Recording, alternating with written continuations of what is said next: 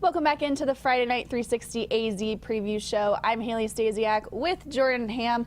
It is time to break down these Week 4 matchups. We're going to start out with Cactus Shadows at Cactus. Cactus is 3-0. Pretty good run game here. And they've got Martin Norris, who has totaled 523 rushing yards in his 3 games, and they've got a pretty solid defense here, too. So lots of trouble that Cactus is going to give Cactus Shadows in this game. Yeah, the most interesting progression with Demario Norris over the years has been his ability to be a receiver. He's the team's leading receiver this year. Mahal Lee is another guy that is a multi-year starter for them at the quarterback position. He's very mobile as well. So a lot of tough moving pieces for this Cactus Shadows defense to try to pin down. But a lot of talent with Cactus, and then defensively, there's some really good playmakers as well on this Cactus side in Jake Russert. With Cactus Shadows, though, they're another really run-heavy team. Maverick Cashman is a guy up front. He has 5 sacks in the first 3 games for the Falcons. I have a feeling that this game's going to be over by like 8:30 because they're both 2 teams who really love to run the ball. So the clock's going to be running quite a bit with this matchup. Next up, we've got Peavy at Barry Goldwater. Now, Eric was out at a Paradise Valley game earlier this season and did an excellent feature on Brick Hudnut. So if you haven't seen that, check that out. He plays all over the field. So for Barry Goldwater, that's going to be something to watch on Paradise Valley's side. Yeah, he was a guy that last year came in as a quarterback, but has played tight end, has played like linebacker, defensive end, hybrid, is, I believe, the holder on special teams. He does a little bit of everything. He is definitely a Swiss Army knife.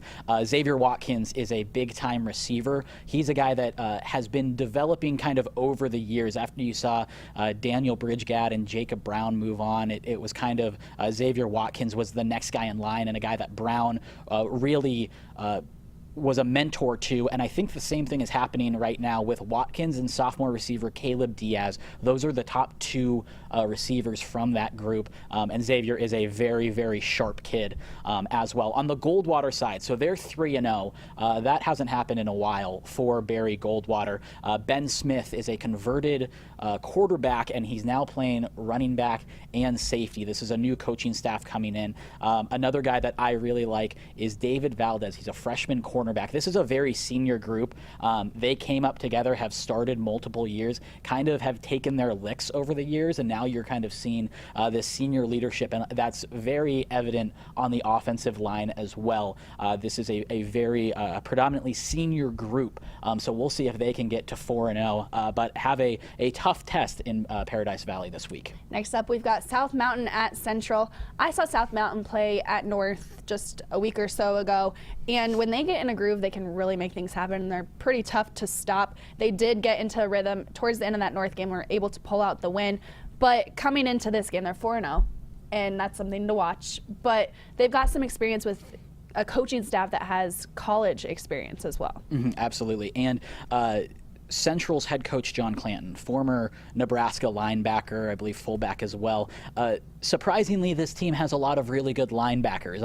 I don't know where the correlation is there, but Alex Rodriguez, not that Alex Rodriguez on Fox Sports, but he's a linebacker that's leading the team in tackles, and they also have a couple really good playmakers in that front 7. So if they're able to get in the backfield and try to slow down this Jaguar offense a little bit, that will definitely help out for them.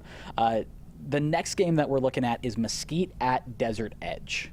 Now with this game, DeAndre Kelsey from Mesquite is kind of a guy that I'm watching in this matchup. That he's got 346 receiving yards, so watching that pass game for Mesquite, which we've been talking a lot of teams that have a really good run game, but Mesquite's pass game is something to watch. And then for Desert Edge, they are one of those running teams. So watching that, Milton Rogers on defense, obviously, and they've got some defensive playmakers as well. Yeah, absolutely. And with Mesquite, they're like a selectively effective passing offense where they do set up everything with the run, but their passing is very effective with that. On Desert Edge, they had a really rough start to the year. They had to play Centennial and Notre Dame Prep. Centennial shut them out early in the year, and you didn't really know how they were going to respond after a tough Week 0 loss, but they brought Notre Dame Prep to overtime, responded really well, but lost that game. They're now 2-2, and I think they're Jose Lucero in his first year as head coach with Desert Edge. He knows this program really well, being their offensive line coach. He's a guy that has definitely taken the reins from Rich Welbrock, who has moved on to Basha. But like Haley said, with Milton Rogers as the linebacker, Nasir Sims, those are two juniors on the defensive side that I really like. And the offense, it really sets the tone with Rocky Perez, their running back. It seems like he's been on this team for like 5 years. With Desert Edge, it seems like they always have those young contributors, and Rocky Perez was definitely one of those. He's a senior now. And then the offensive line, another very senior group, another very talented group. So we'll see how they are able to handle Mesquite. Mesquite gave them some trouble early in the game last year. I was at that game. And Chad DeGrenier has done a nice job. They're 2-2 on the year, building up this program over the past couple of years. And in their wins, they only give up 6 points per game. That's a pretty interesting tidbit there. Our last matchup, Phoenix Christian at Gilbert Christian. Now, both of these teams are 3-0. This is a 2A matchup that we could see again later in the year. Phoenix Christian is going to have to watch Nick Hershey at quarterback. He has 923 passing yards in these first 3 games. And then on the opposite side, the Knights defense is going to have to watch Malik Taylor at running back for Phoenix Christian.